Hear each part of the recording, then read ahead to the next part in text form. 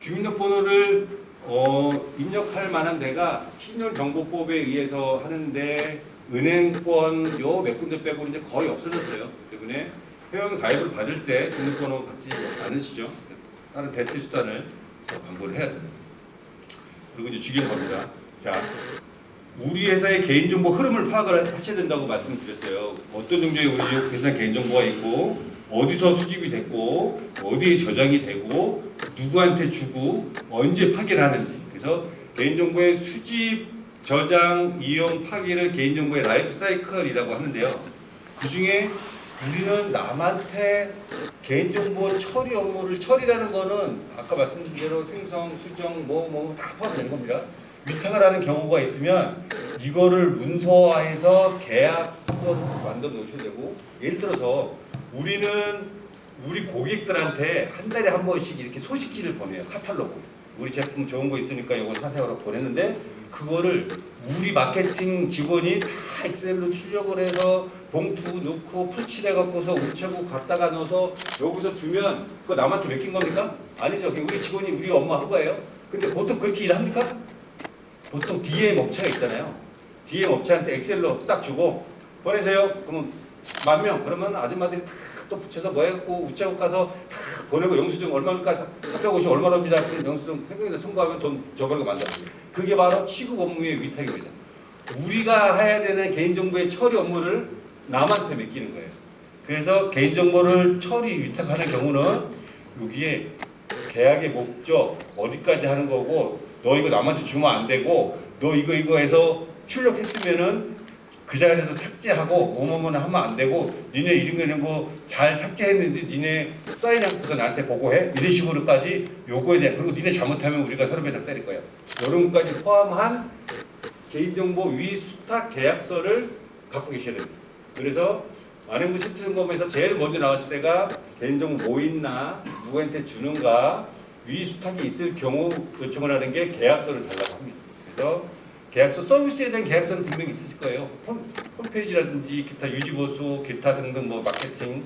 그렇지만 이런 개인정보에 관련된 이런, 여기 보시면 표준 개인정보 처리 위탁 계약서는 여기 privacy.go.kr 자료실에 가보시면 이런 내용들하고 나와 있습니다. 그다음에 이거는 항상 개인정보와 관련된, 우리가 무언가의 일을 시키는데 개인정보와 관련된 부분이 있다라고 하시면 이 표준 계약서를 가지고 그 안전하게 그 관리 감독 업무를 해 주셔야 됩니다.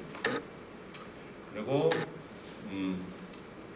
이게 개인정보 수탁자가 이제 위탁자, 수탁자가 이런 걸 점검을 하라라는 예시가 나와 있는 건데요. 그 프라이버시 지어주게 가면 이 항목이 있습니다. 이거 보면은 이런 것까지 해야 되나 그러는데 실제로 해당이 되는 것도 있고 안 되는 것도 있을 거예요. 이거 넘어갑니다. 그래서 두 가지의 차이를 설명드립니다. 개인정보를 3자 제공하는 거는 제공받는 자의 이익을 목적으로 하는 거예요. 그 말은 뭐냐면, 내가 이거를 보험사한테 주는 거는 누가 이깁니까? 보험사가 마케팅 하려고 주는 거고, 취급 업무는 내가 우리 업무를 잘 원활하게 처리하려고 주는 거고, 관리의 범위는 제공받는 자, 내가 3자 제공 동의하고 저쪽에 줘버렸으면 보험사가 책임집니다. 3자 제공 갖고 간 사람이. 근데 취급 업무는 제공하는 자, 내가 남한테 맡겼으면 그 책임 우리 회사가 지는 거예요. 요거에 대한 부분 명확하게 이해를 좀 하고 계셔야 될 거고요. 자, 그래서 요 뒷부분은 이제 설명은 뭐 영상기기나 기타 다른 부분이기 때문에 따로 드리진 않겠습니다. 이건 책 뒷부분 보시면 나와 있으니까 한번 보시고, 기존에 이제 질문 주셨던 거, 질문에 대한 답변하고 몇 가지 한번 설명드릴게요. 자, 첫 번째가 주민등록번호 수집 근거 법률과 시행령으로 제한하는 개정된 개인정보 보호법, 요번에죠. 이제 3월 30일 날 시행됐으니까 9월부터 이제 적용인 거죠.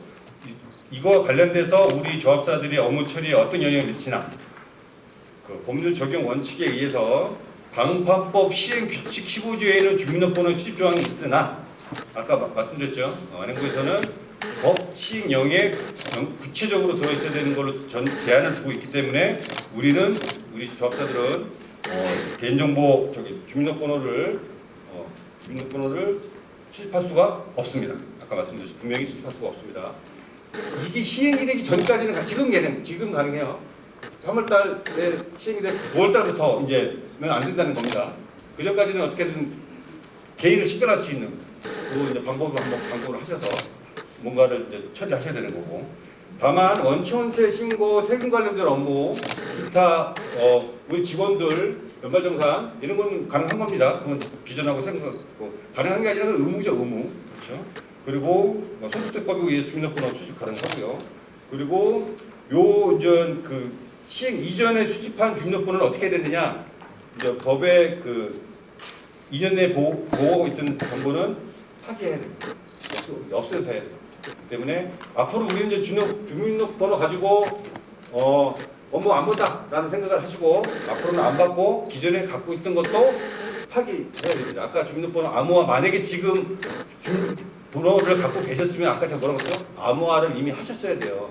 근데 암호화해서 보관하고 계신데 그렇게 많지 않잖아요. 그렇죠? 그렇기 때문에 이미 다른 공공기관이나 모든 데서는 주민번호 다 찾아서 다 없애버렸습니다. 암호화할 걸 없애버리면 되는 거죠. 그렇기 때문에 주민번호 찾아서 그 전에 어쨌든 주민번호를 확인을 해주시기 바라고, 예전에 있었던 문서인데 어쩔 수 없이 갖고 있어서 이거는 도전을 해야 된다. 그러면 화이트로 주민번호 숫자를 이렇게 일 뒤에 지우시거나 오프라인 문서는 어쩔 수 없습니다. 만약에 그걸 갖고 계셔야 된다면 뭔가의 방법으로 주민번호를 식별할 수 없게 만드셔야 됩니다. 그리고 개인정보 처리 위탁 시의 유의사항 아까 제가 말씀을 드렸어요. 그래서 개인정보의 책임과 권한이 명시된 위탁 계약서를 반드시 작성을 하셔서 계약서를 갖고 계셔야 되고, 그리고 그 회원 정보 관련돼서 자료를 다운로드 받았을 때 주민등록번호가 있으면 암호화를 어떻게 해야 되나요? 라는 질문인데, 이게 지금 현 시점에서는 어쨌든 주민등록번호를 우리가 받았으니까 DBMS 서버에 있을 때는 서버에 저장됐을 때 암호화는 DB 암호화 같은 거 써야 되고, 이게 PC로 다운로드 됐을 때는 엑셀이나 워드 이런 식으로 됐을 거잖아요. 그러면 엑셀이나 워드의 암호로 걸거나 DRM이라는 암호화 솔루션을 쓰거나 기타 등등의 기술적 조치 솔루션을 쓰실 수밖에 없어요. 그래서 다른 거 돈 들잖아요. DRM도 돈 들고 다 이런 게 있기 때문에 주민번호가 포함된 문서를 PC에다가 어쩔 수 없이 둬야 된다고 할 때는 오피스에서 오피스 2010 이후에 제공하는 암호화 알고리즘은 안전한 알고리즘입니다. 그걸로 암호화를 하셔도 암호화 되어 있는 걸로 간주합니다. 그렇기 때문에 오피스에서 제공하는 암호화를 하셔야 됩니다. 근데 어쨌든 다시 재차 말씀드리지만 앞으로는 없을 거잖아요. 그러니까 분명히 우리가 어디에 주민등록번호를 어느 위치에 몇 건이 있는지를 알아야지 삭제를 하실 거잖아요. 그러니까 그거를 먼저 파악을 하시는 게 우선적이라고 생각을 하시면 됩니다. 그 다음에 개인정보 수집 이용 3자 제공 동의 시에 개인정보를 제공받는 자, 즉 상호를 표시해야 되나요? 업종을 표시해야 되나요? 글쎄요. 예를 들어서 우리는 이 정보를 택배사에 줍니다. 그냥 택배사라고 써야 되나? 아니면은 일양 택배라고 써야 되나? 예전에는 업종을 쓰기도 했어요. 근데 조금씩 법이 정확한 법에 이걸 딱 써야 된다라는 규정은 제가 찾아봤는데 없습니다. 근데 지금 추세는 상호를 씁니다. 상호를 쓰고, 그러면 우리가 업체 바꾸면 어떻게 해요?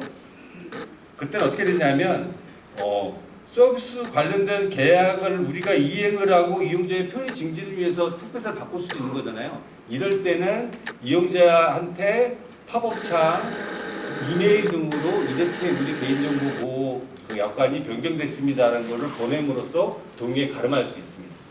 우리가 우리 목적으로 남한테 3자 제공하는 거를 막 줘버리거나 이건 동의를 받아야 되니까 절대 안 되는데, 이런 위탁사나 이런 게 변경이 됐을 때는 변경된 이력을 개인정보 그 취급 방침에다가 놓으시고 메일 같은 걸 보내서, 여러분 그런 메일 이렇게 받으시잖아요. 뭐가 이렇게 변경됐습니다. 그런 식으로 처리하시면 된다는 거죠. 그래서 가급적이면은 상호를 쓰시고, 그리고 그 변경 시에는 메일이나 이런 걸로 통보를 하시면 되겠습니다. 근데 예를 들어서 그런 거는 뭐 상관이 없는데, 우리의 어떤 PR 광고, 이렇게 어떤 프로모션 등을 위해서 남한테 준다, 이럴 때는 그 시점에서 동의 받으셔야 되는 거예요. 예전에 가입했을 때 3자 제공이 있었는데 3자 제공 업체가 바뀌었어요. 그거는 정보 주체 권익을 위한 게 아니라 우리가 편하자고, 갖고 가는 회사가 편하자고 한 거잖아요. 바뀐 게 있으면 그때는 그 시점에서 동의를 다시 받으셔야 됩니다. 나중에 3자 제공 우리 이렇게 3자 제공 바꿨습니다고 메일 보냈다고 되는 건 아니에요. 택배나 이런 거 정보 주체 이득을 위한 거는 그런 메일로 가름할 수가 있는데 정보 주체 이익이 아닌 제 3자 이득을 위해서 남한테 주는 거는 동의 받지 않고 주는 거랑 똑같기 때문에 그때는 그 시점에서 동의를 받으셔야 돼요.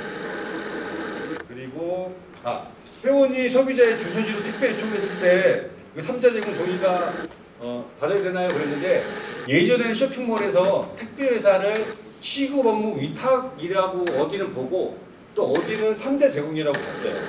근데 취급 업무 위탁이라고 하기에는 경기가 너무 떨어지고 3자 제공이 맞는 것 같기도 하고 요즘 추세는 3자 제공을 합니다. 3자 제공을 봅니다. 단 3자 제공에 동의하지 않으면 택배 못 보내겠죠. 그 아래 꼭 적어 놓으셔야 돼요. 3자 제공. 그래서 요새는 네이버 옥션 쿠팡 같은 데 보면 다 3자 제공이라고 택배사라고 써놓고 그거 체킹 안 하면 택배 못 보냅니다라고 그 동의 거부할 때 받을 수 있는 불이익을 명시하라고 했기 때문에 그렇게 합니다. 그러니까 3자 제공으로 하시고 별도 동의를 3자 제공은 별도 동의라고 하셨죠? 별도 동의 밑에 이렇게 받으셔야 됩니다. 3자 제공 받으시고 그리고 예전에 가입한 회원이에요. 근데 우리가 이제 새롭게 이 정보를 3자 남한테 줄 일이 생겼어요. 이럴 때는 어떻게 됩니까? 그러면 그 시점에서 동의 받으셔야 돼요. 예전에 동의 받았을 때 없던 서비스가 생겨서 이거 남한테 준다 그러면 그 사람 로그인했을 때 그때 받으셔야 돼요. 이 사람이 계속 로그인 안 한다 그러면 아무것도 주면 안 됩니다. 그 시점에서 명시적인 로그인을 받으셔야 되고 홈페이지 안에서도 그런 거 했을 때는 전산상에 몇 년 몇 월 며칠 체크했으면 날짜라도 하나 찍어 놓으셔야 나중에 문제거리가 없어집니다. 갑자기 보는 사람 앞으로는 나는 여기 3자 동의 안 했는데 왜 자꾸 점수 날아오는 거야? 그랬을 때 우리 전산상 몇 월 며칠 날 고객님이 체킹하신 게 되어 있습니다. 이 정도는 최소한의 이거를 DB를 떴다든지 할 수 있는 근거는 남겨놓으셔야 됩니다. 동의했다고 그냥 넘어가 버리면 물론 우리가 그냥 임의대로 체킹할 수도 있지만 아무런 근거가 없잖아요. 근거가 종종 생깁니다. 문제가 그런 경우가 있기 때문에 내부에서는 몇 년 몇 월 며칠 동의 뭐 이런 거는 필드 하나 만들어서 해놓으셔야 되고 개인정보 동의를 받지 않고 예전에 갖고 있었던 개인정보를 어떻게 됩니까? 개인정보보호법 발효 이전에 우리가 적법이라는 건 남한테 뺏어오거나 막 이렇게 해오지 않은 개인정보는 적법하게 동의를 받은 걸로 간주를 합니다. 다만 새로운 서비스라든지 뭔가를 위해서 이용을 할 때는 재동의를 받으셔야 됩니다. 결과적으로는 개인정보보호법 이전에 갖고 있던 것을 우리가 갖고 있다고 위법은 아닌데 그걸 가지고 무언가의 새로운 또 서비스 또 홈페이지 바뀌고 뭔가를 할 거잖아요. 그럴 때는 제 동의를 받으셔야 돼요. 결과적으로는 분쟁을 막기 위해서는 예전에 동의 없이 받았던 정보도 그 사람이 로그인을 하거나 이메일을 보내거나 해서 동의를 유도를 해서 제 동의를 받으셔야 됩니다. 그리고 개인정보 똑같은 질문인데 필요시하면 별도로 동의를 받을 수 있느냐? 받을 수 있습니다. 평상시 업무를 했는데 새로운 이벤트가 하나 생겼어요. 팝업창으로. 그때는 그거 신청한 사람만 3자 제공 별도 동의 받으시면 됩니다. 그런 거 가끔 우리 옥션이나 이런 데 가면은 1,000만 원, 그러니까 1,000원 할인 쿠폰 이런 거 있잖아요. 그래서 1,000원을 그냥 주나? 그리고 막상 들어가 보면 뭐합니까? 어디 준다고 막 써 있잖아요. 그게 그런 류의 이벤트거든요. 그때 이벤트 건별로 할 때는 그때 별도 동의를 받으시면 됩니다. 그리고 보관 중인 별도의 잠금 장치를 통해서 차단해서 보관을 한다 이런 부분이 있는데 회원 탈퇴한 회원이고 우리가 보관을 할 근거가 없으면 삭제하시는 게 맞습니다. 다른 곳에 보관을 한다고 보관을 잘하고 있다고 그 문제가 해결되지 않고요. 개인정보 보유 파기 조건이 있습니다. 정보 주체가 요청할 경우, 보유 목적이 다 있을 경우, 그리고 보유 기간이 다 있을 경우, 그럴 때는 즉시 파기라고 되어 있거든요. 파기는 원래대로 들어갈 수 없는 방법입니다. 종이 파쇄, DB에서 삭제, 기타 등등이기 때문에 보유 목적, 보유 기간, 그리고 정보 주체가 내 거 삭제 주세요라고 하면 삭제를 하셔야 됩니다. 그리고 회원 가입 신청서 같은 것도 개인정보가 기록된 문서보관은 관리 책임자만 연락하도록 별도 관리를 해야 되니까 맞습니다. 아까 제가 뭐라고 했죠? 취급자 지정을 하시고 신청서를 업무를 보실 수 있는 사람 취급자로 지정을 하시고 그 사람만 볼 수 있게 해야 돼요.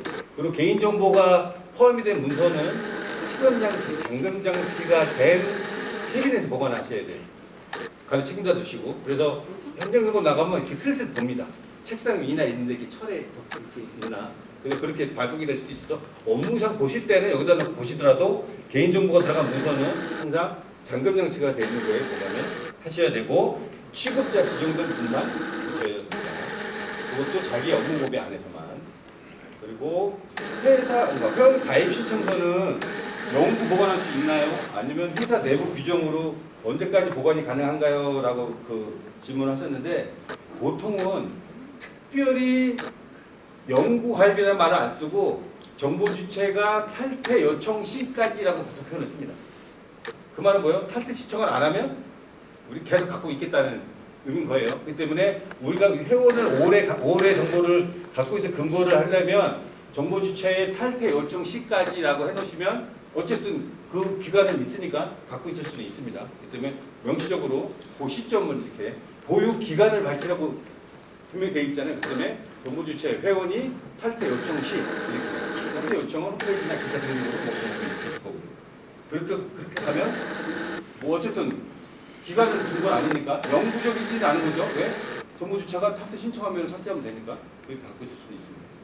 근데 이게 악용이 되면 뭔가 법에서 조금 아마 제재가 들어오거나 하고 있고 회원 정보투시 망법에는 그래서 유휴회원제라 그래서 1년 동안 접속하지 않는 회원은 따로 보관을 하고 유령 회원은 삭제하는 걸 만들어 놨어요. 그 정보통신 망법 쪽에 관계된 온라인 쪽이기 때문에 내가 자세히 설명을 안 드리는데 그래서 그냥 갖고 이제 정보통신 망법 적용 사업장들 온라인 홈페이지 막 30만 명 있잖아요. 10만 명은 1년 2년 지나도 저기 로그인도 안 해요. 이런 사람들은 별도 보관했다가 강제로 삭제하도록 정보통신 망법에는 돼 있습니다. 그쪽 쇼핑몰 운영하시는 분들은 그것도 정하라고 보시고 처리하시면 되고 탈퇴를 했는데 보관해야 되는 정보가 뭐가 있냐면 세금 신고 관련돼서 주민번호 같은 거 보관을 하시려면 하셔야 되고요. 그리고 타 법령에 계약 또는 계약 철회에 대한 기록 이게 우리 판매사가 우리 회사